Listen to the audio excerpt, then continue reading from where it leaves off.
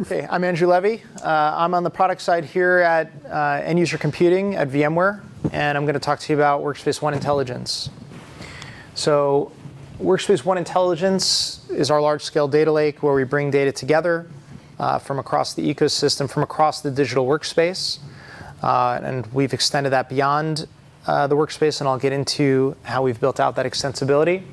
But what we do is we take data, we aggregate it, we correlate it, do a lot of normalization under the hood, derive insights, and then attach those insights to our automation engine.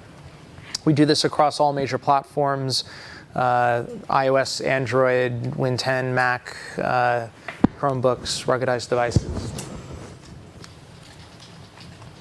Now, a lot of our customers today have a very reactive process. You know, the state of the art is let's try to dump it into a logging tool like Splunk. Essentially, you know, a lot of times that happens in response to an incident, right? They're trying to stitch data together, trying to make sense of it. And a lot of the data can sit in silos across various teams in the organization.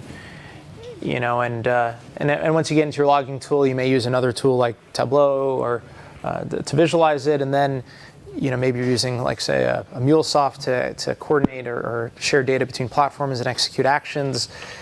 It's a mess, and what we're really pushing our customers towards is proactive, intelligent decision making. Okay, and so for those that saw the last session, this will be a little bit of a repeat, but just to quickly go through the data that is flowing into Workspace ONE Intelligence.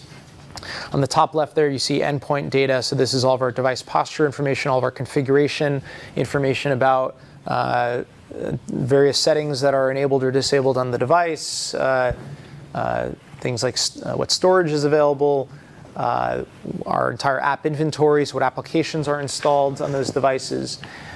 Identity data is data about the app catalog, what applications have been launched, interacted with, data about failed logins, different authentication types being used in the enterprise.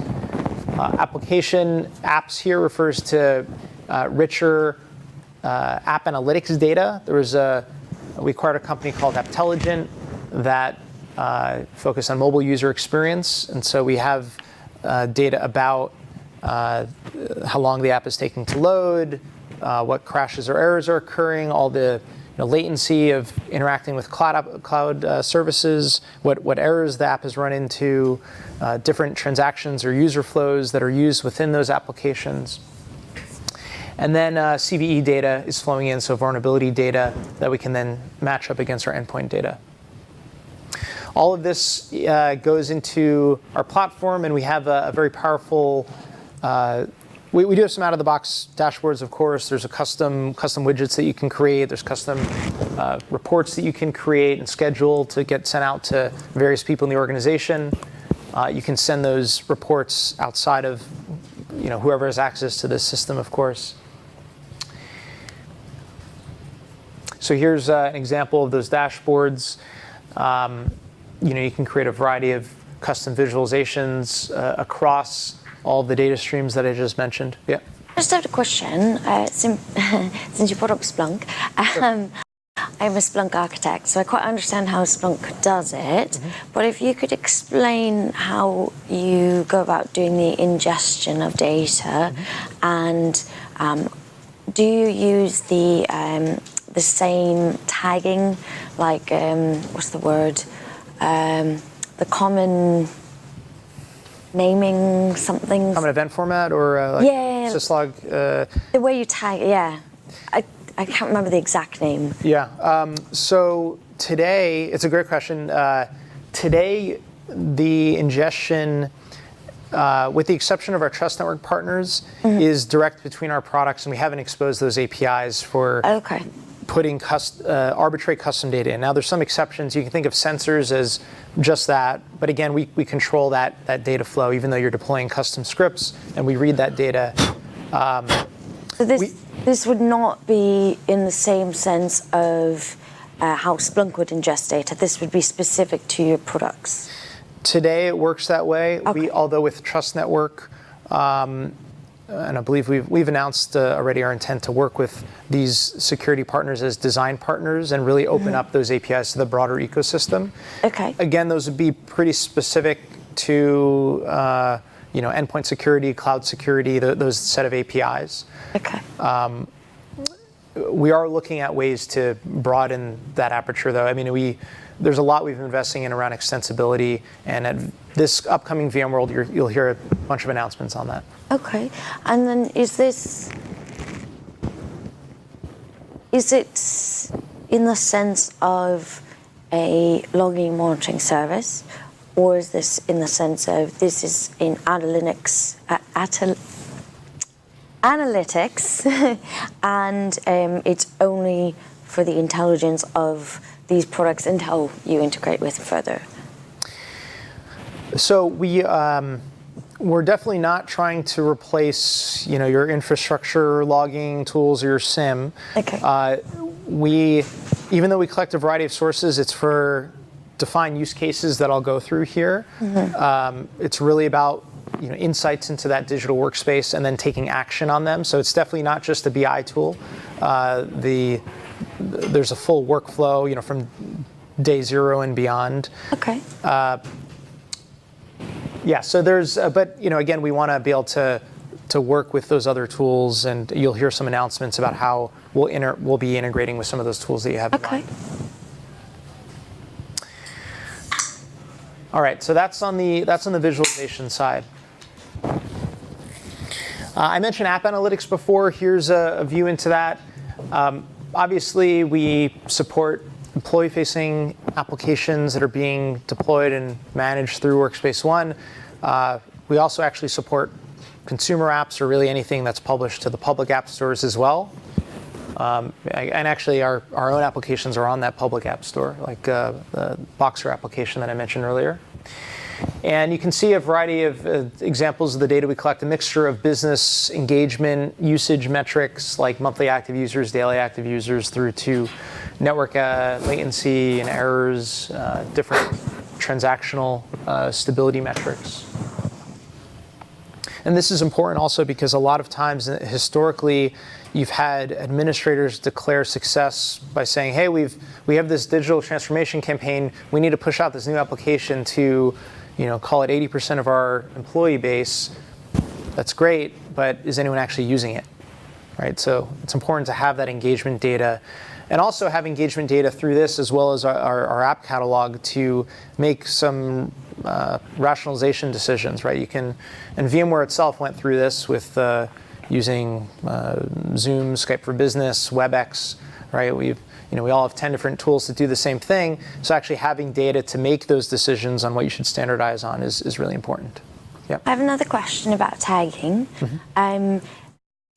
I realize you're going to talk about the use cases, but theoretically, if I have my own use case, and it may not be an option at the minute, but depending on how you're tagging it, is there a way that I can be like, these are much more valuable assets due to this regulation, or these need to comply with this regulation versus this one? Can I do my own custom tagging in that way?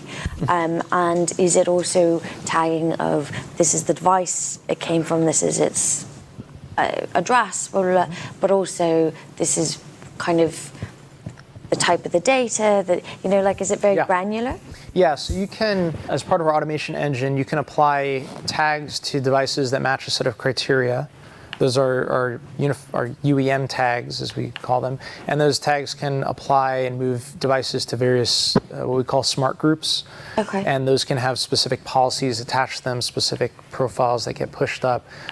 So yes, you can do that. Okay. And you can also split out the data by various organizational groups and have different policies for those groups. Like you may want to have different geographical areas or different, just parts of the business in separate organizational groups that we call them. And would that mean, like, if I had, because I deployed this a couple of times where it's an EU office and a non-EU office, and in a lot of situations I have to have, I either implement a solution where it removes a lot of confidential data, or data that can't be moved from the EU, or have two different instances. Would this be a situation where you would have two instances, or a lot of removal? Well, it's flexible. I mean, either scenario is supported. So it really depends on the company and their preference. If they absolutely needed data isolation, you could separate it, or you can apply different policies in different regions appropriately. So you can configure either in the platform. The app performance monitoring, is that only for hosted apps, or does that also work with SaaS apps? So it is only for your own applications that you're pushing out. Okay. For SaaS apps, stay tuned for VMworld. We'll be talking about how we can expand our breadth of around analyzing employee experience. But we do collect data on launch data for SaaS applications through our app catalog today. Okay. Do you manage, so you said I can put tags in here. I have the UEM tags. I have the tags that are in NSX. I have the tags that are inside of vCenter for all sorts of things. I have the tags that I put up in my SaaS provider. I have my tags everywhere. How do I manage them all so that they all mean the same thing? So you're right. There's a lot to manage there. And I'd say the integration today is not ideal. Today, the integration between, say, NSX and AirWatch or Workspace ONE is based on IP, and we don't have that tag data flowing in, that group data flowing in, but that is the intention. That's the long-term intention. So you're going to manage all your tags in NSX? You'd manage them separately today. Would be the goal to manage them where? That would be The goal would be that if you set something up in Workspace ONE, that you would see that same data in the other security, in the other products you've deployed it across VMware. All right, thank you. Yeah. Do you have the way you're designing it, or the way it's been architectured? I like using that word, it sounds fancier.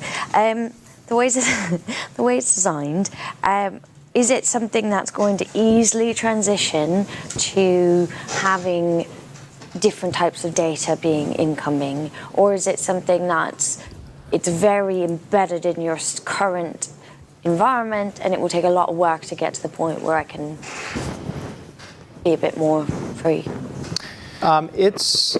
It has been architected to let us easily open it up. I mean, that's been a goal from the very beginning. Okay. In fact, before this was an intelligence product, this product was a reporting and dashboarding tool to collect large amounts of data. So that is the underlying platform. We focused on the specific use cases today to solve some real problems and drive adoption of this, but there are some use cases that demand we open up that data ingest to arbitrary data feeds. And in the management or customization of it, do I get access to just a GUI, or do I get access to the configuration files of Splunk is the example, because that's my experience, but I'm sure there's other products that are similar. Sorry, I missed the beginning of the... So when I want to customize things on it, do I have access to just the GUI or just that portal console, or do I have access to the actual configuration files down to being very, very granular? You can configure the various data streams. We don't. The fields come out of the box, so you're not doing configuration there. Okay. We are working on. So RBAC came up in the last session or 2 sessions ago. We are working on better RBAC controls to kind of separate that. But mostly it's out of the box today. The initial focus was let's make it easy to get started, and then we'll add that extensibility that you're asking for. Okay. All right, so we went over the automation engine. This is really about, if you're familiar with the if this then that type model, that's what this is. Based on certain triggers, based on data changing the environment, you can execute a set of actions. All right, I know this is a focus on security, but user experience is obviously always a big focus of ours. You can see some of the common use cases here on the right. I'll paint one scenario for you in terms of the world that I want to live in. I'm using a PC, I'm using a laptop, my battery starts to fail, but I don't even notice because the health has just started to degrade. IT gets notified, a new battery is shipped to me and lands on my desk within a week, right? Compare that to the existing world of it degrades, it drives me crazy, I'm dreading the IT escalation process. I finally call the help desk. They're wondering if it's the battery or some other component in the machine. Maybe they'll just replace the whole thing. I need to get all my files back. That's a nightmare I want to avoid. Great example of IT being proactive, really automating a lot of the work that they would have to do today and reducing overall escalations. We talked about really driving towards a desired state. So obviously, if there's misconfigurations in the environment, we can help correct those. Specific OS versions or devices that have been end of life but are still active in the environment being an example of that. All right. Now on the security and compliance side, we can, there's a lot we're doing there. We can look for, you can identify old Android devices on or OS versions that are on out-of-date security patches. You can enforce or automate how you go about your patching. And I have a vulnerability management demo that we can run through here. You can track your update status. So if you've pushed out an update and it's failing for whatever reason, there's a variety of states that those patches can be in. We expose those states to you and let you then take action on it. So actually I think the demo's after this, just to give you a little bit more insight into how this works. We connect to NIST, we get the CVE data. We match those up against which patches are required to go out, and we intelligently connect back to our UEM console to coordinate the updates. All right, so let's go through this demo. There's a variety of threat data that flows in. We have vulnerability data. We have our own policy risks. Things like encryption status for all your devices, firewall status, vulnerability data. We link out to the specific vulnerabilities through to NIST or to the Microsoft advisories, which allow you to see the specific security updates that apply to those vulnerabilities. And what we see here are devices segmented out by the CVSS, or the severity level of those CVEs. You can see we have a lot of high severity devices vulnerable to high severity vulnerabilities. You can go through and sort by impact or how many devices are affected, and then you can organize it by the highest severity vulnerabilities. You can drill in to see those devices, those specific individual devices that are vulnerable. And of course, the next thing you want to do is you want to automate your response to this. I mentioned, typically between IT and InfoSec, you have some SLAs that are attached. You can fully set up those typical SLA workflows that happen through email. You can set them up as automations in this console. In this case, what we're doing is we're looking for updates we're looking for vulnerabilities that are greater than or equal to 9. So very high severity vulnerabilities. We can go ahead and automate approving the updates of those patches and also send out a message about the actions that we're taking. Yep. And your scoring, what do you use to create that score? We're just getting, so these are just directly from the NVD, or directly from NIST, the CVSS criteria that's scored. Do you have any future plans of having theoretically 2 scores or a way to customize it a bit? So can't comment on roadmap right now, but definitely check back at VMworld and Okay. there. So you're talking about a device score here, right? These are just the CVSS, the vulnerability severities. For apps and devices and what? For OS updates right now. So for now, it's only OS updates. So this is really about the device. Yeah, updating the OS on the device. Yeah. Are you looking at using insights to also track the user independent of the device? The user, sorry. Independent of the device, because every user has multiple devices. Yeah, and you can do that today in the console. So you can see all the devices that are used. You can flag, what and identify different attributes on those devices if they might be out of compliance in some way, and then Well, actually, I was thinking more about user behavior. on user behavior. I guess the only thing I can say at this point is we did acquire a company called E8 Security.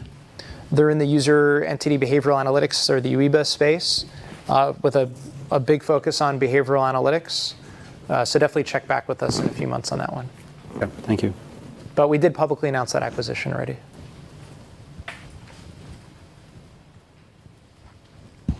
I like where your head's at, though. That's given our data, there's a lot we can do here. All right. So Trust Network, again, bringing third-party threat data, partnering with some of the leading security vendors across mobile threat defense, cloud access, security brokers, endpoint detection, response, to bring in data about, say, what ransomware attacks might be present, or different types of malware, man-in-the-middle attacks, different vulnerabilities that they've detected, DLP violations, what risky processes might be running in the environment. And then you can automate our response. This is where it gets really interesting, where IT can start to automate the remediation, the quarantining of certain devices that have been impacted and flagged by these security vendors. So an example would be we can revoke that VPN profile that we pushed out to the device if we notice that a threat is present. We can basically take them off the corporate network. We can start to wipe application data. We can take user-based enforcement actions. I have a demo of this happening here, so hopefully this works. All right, so you can see some integrations here. So they're very easy to set up. You just have to put in your credentials, and these are direct cloud-to-cloud API integrations. So the setup is very quick and straightforward. We're going to go ahead and drill in now. You can imagine enabling a bunch of these, and IT can have a unified threat view from across their entire environment of these risks that are present, risks that Workspace ONE has detected, as well as anything else that our third-party partners have detected. And here it can be hard to read, but we're listing all anomalies, different policy violations, malware that might be present. Of course, the vendors that we integrate with have their own assessment of risk or of the threat. And so we ingest that as well. We can break it out by platform. In this case, we're looking at, I think that's Mac and Windows there. And now we can go ahead and drive that remediation that I mentioned. So we're going to go and drill into this malware remediation automation. So now, and this is saying if any type of threat comes in that is labeled or categorized as malware, what we want to do is move that device to a different organizational group, which means presumably that group has a lockdown set of policies. We can remove applications. Maybe you want to go ahead and remove Salesforce as an example. You can go ahead and do that, and then you can send a Slack message out to the security team and let them know about what's going on. Importantly, we show you a preview. So I didn't mention this earlier, but we've built a lot out in making our customers feel comfortable running these automations. One of those is obviously previewing a device impact before you run these automations.